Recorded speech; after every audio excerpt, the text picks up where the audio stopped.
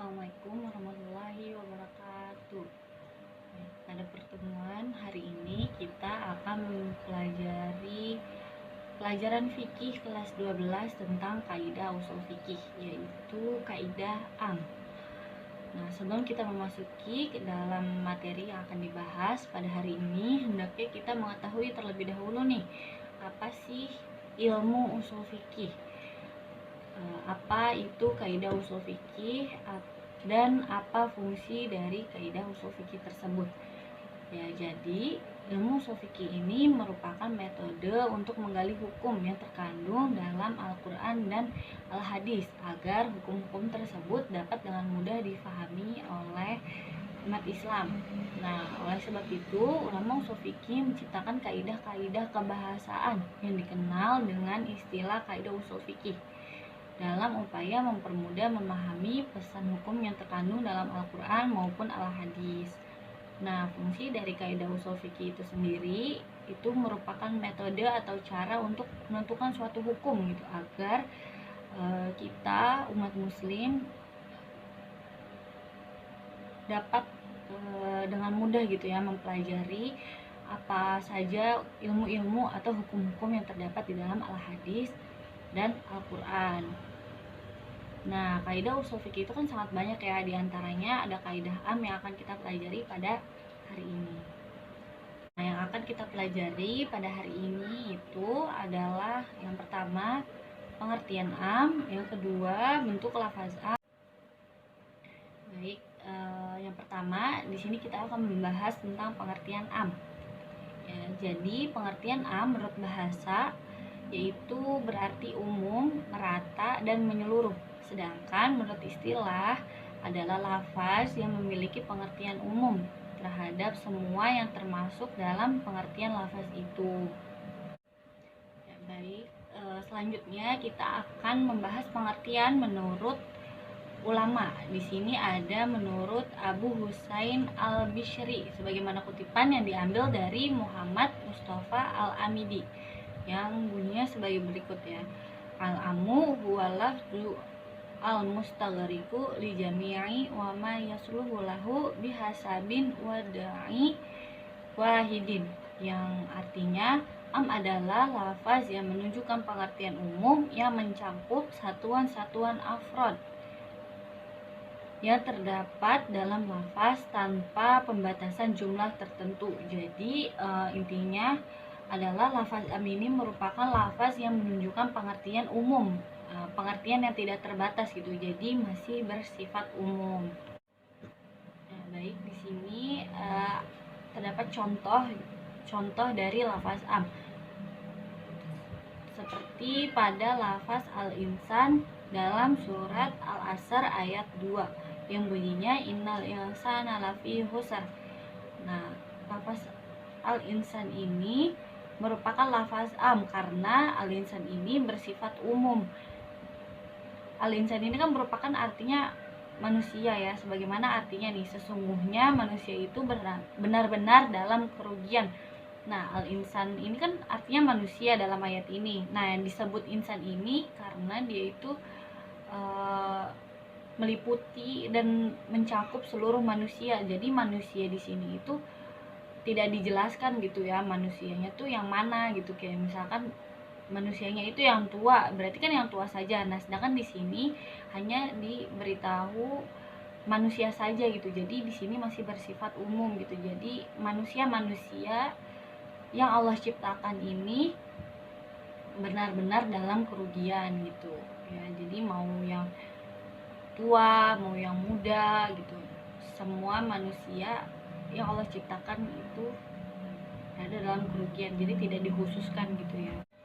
Selanjutnya yang kedua kita akan membahas tentang bentuk dari lafaz am.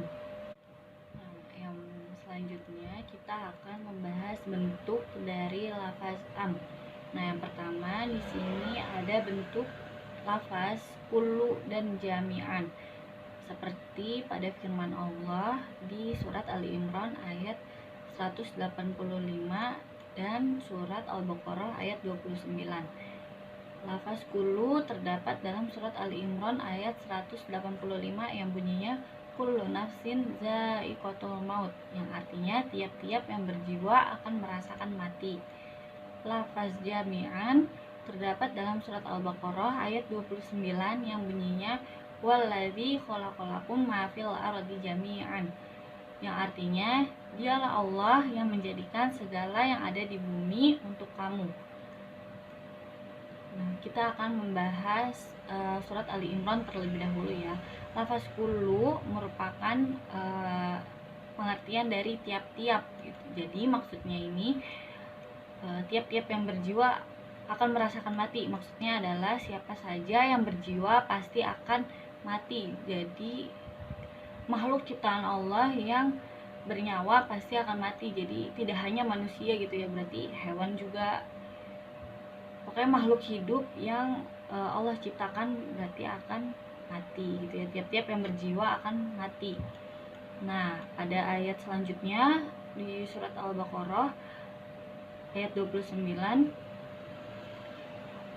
itu dialah Allah yang menjadikan segala yang ada di bumi untuk kamu. Nah, penjelasannya itu apa saja semua yang ada di muka bumi ini dijadikan Allah untuk manusia. Jadi Allah menciptakan tumbuhan itu untuk manusia, Allah menciptakan hewan itu untuk manusia.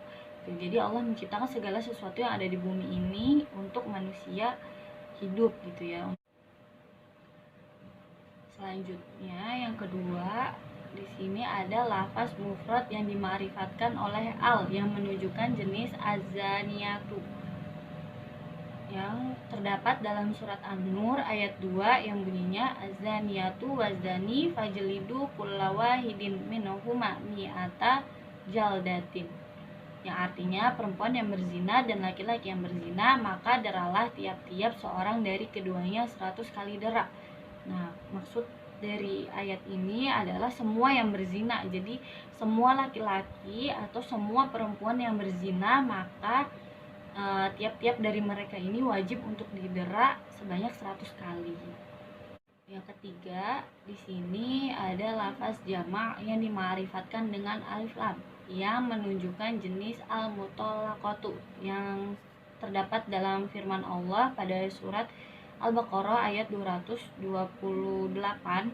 yang bunyinya wal mutallaqatu yatarabbasna bi anfusihinna salasata quru, yang artinya wanita-wanita yang ditalak hendaklah menahan diri menunggu 3 kali quru. Ya, penjelasannya itu jadi siapapun wanita yang ditalak oleh suaminya maka dia wajib untuk menunggu 3 kali quru atau 3 kali suci. Yang keempat, di sini ada lafaz mufrad dan jama' yang dima'rifatkan dengan idhofah. Bentuknya ni'matullahi seperti pada firman Allah Subhanahu wa taala pada surat Al-Baqarah ayat 231 yang bunyinya wazkuru ni'matullahi 'alaikum, yang artinya dan ingatlah nikmat Allah padamu. Nah, penjelasan dari ayat ini adalah jadi nikmat Allah Subhanahu wa taala di sini itu meliputi segala macam nikmat. Jadi nikmatnya itu bisa berupa harta yang banyak, kedudukan yang tinggi, posisi jabatan gitu ya, terus ilmu yang banyak gitu. Atau yang lainnya yang kita peroleh atas usaha kita sendiri gitu. Nah, kita harus selalu mengingat nikmat tersebut agar kita selalu mensyukuri apa yang telah Allah berikan kepada kita gitu. Makanya dan ingatlah nikmat Allah padamu gitu. Dengan mengingat maka kita akan selalu merasa bersyukur gitu atas semua nikmat yang telah Allah berikan kepada kita. Selanjutnya yang kelima, isim mausul atau kata sambung. Nah, di sini bentuknya ada allazina, allazi, allati dan allai. Nah, yang kita pelajari sekarang ini contohnya itu berbentuk allazina yang terdapat dalam surat An-Nur ayat 4 yang bunyinya wallazina yarmuna muhsanati, yang artinya dan orang-orang yang menuduh wanita-wanita yang baik-baik berbuat zina. Nah, penjelasannya jadi siapa saja nih, jadi mau laki-laki maupun perempuan gitu ya, kita tidak boleh menuduh wanita soliha atau wanita baik-baik, wanita yang tidak bersalah itu berbuat zina, maka wajib didera bagi dia yang menuduh wanita baik-baik, wanita soliha, wanita yang tidak bersalah tersebut didera sebanyak 80 dera. Selanjutnya yang keenam, di sini ada isim istifham atau kalimat tanya yang meliputi ma, man, mata, aina.